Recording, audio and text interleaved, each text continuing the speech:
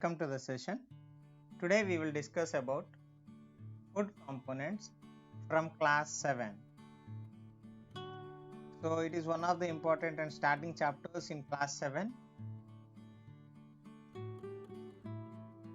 What we will learn by the end of this session? What we will learn by the end of this session? What are the components of food? What are the tests or how to test for starch and carbohydrate, and how to test for fats, and how to test for protein? What are micronutrients? Coming to the components of food, as earlier we know that food consists of various components. They are proteins, fats, carbohydrates, vitamins, minerals, water and fibers. The components can be easily tested. Various sources of food components are of plant origin and animal origin. So we know that food comes from either plant or animal source. So how to test for starch? Either it is plant origin product or animal origin. So how to test for starch? Aim. Here our fundamental thing is to test for the presence of starch in the given food sample. Required materials: test tube, food sample, stand, plate and dropper, dilute iodine solution. It is a very simple test. It can be performed anywhere. Preparation of dilute iodine solution. So what we have to do to prepare dilute iodine solution? Simply take a test tube or a cup, add few drops of iodine solution to it and then dilute it with water. So until when we have to dilute it? Until the solution becomes light brown or yellow, we have to dilute it. What is the procedure to be followed? The procedure to be followed is take a sample of the food, place it in the test tube, then add few drops of iodine solution to the sample,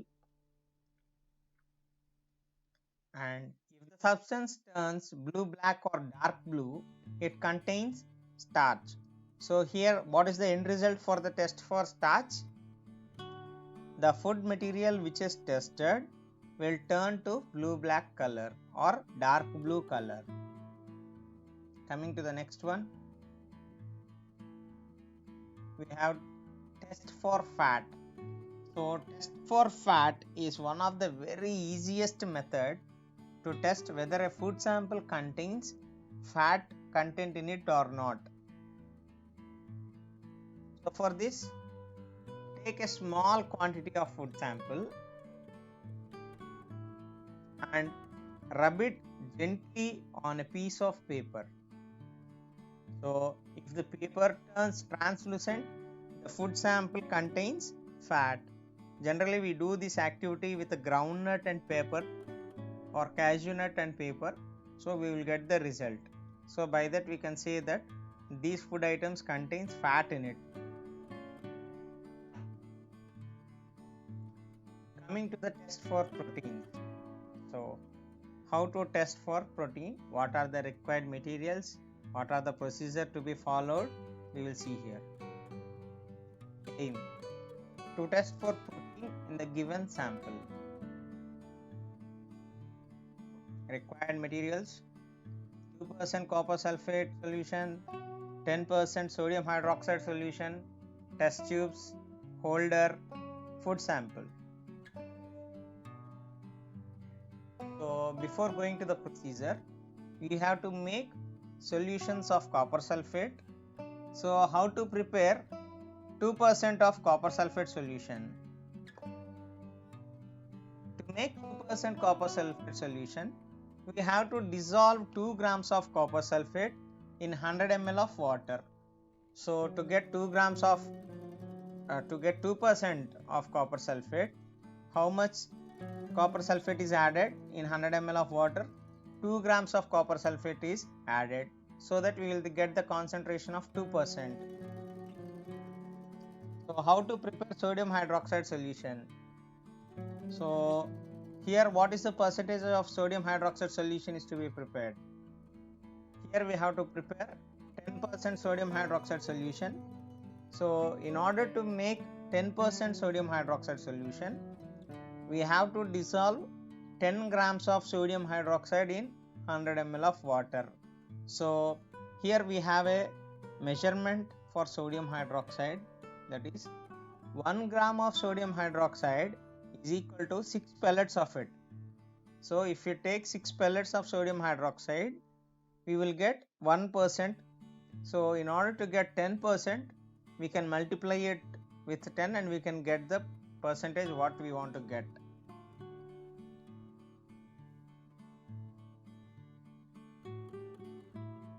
Coming to the procedure.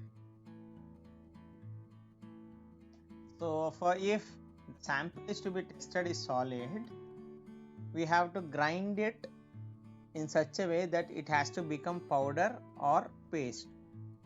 Generally we do it with pasted material.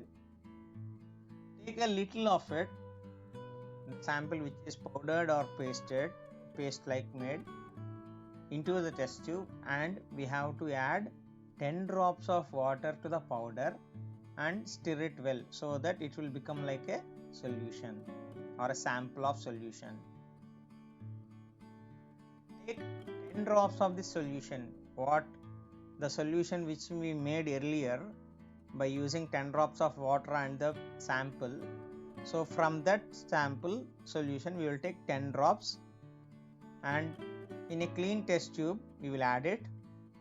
To the solution we will add 2 drops of copper sulfate solution which we have earlier prepared, and 10 drops of sodium hydroxide solution, and we will shake it well. So after shaking it well, all the contents will mix thoroughly, and after some time or within fraction of time we can see the change of color to violet or purple, which confirms the presence of protein. So what is the end result of proteins? The food sample turns to violet or purple. So if the food sample turns to purple or violet, we will get that the food sample is having protein in it. Coming to micronutrients. So generally, what are micronutrients? Before going to it, we will see some few points. Every food item contains all the components of food. Some components may be more, while some components may be less. So every food sample or every food item which we eat contains either some percentage of the food, the nutrients or components which we require. We require different quantities of carbohydrates, proteins and fats according to the age and need of individual.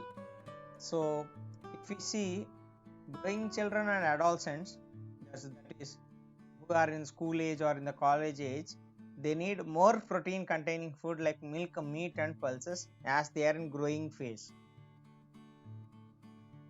And some food items we need in a minute quantities.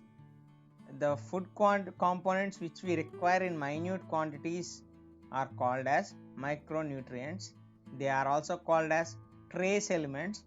These trace elements are vitamins and minerals.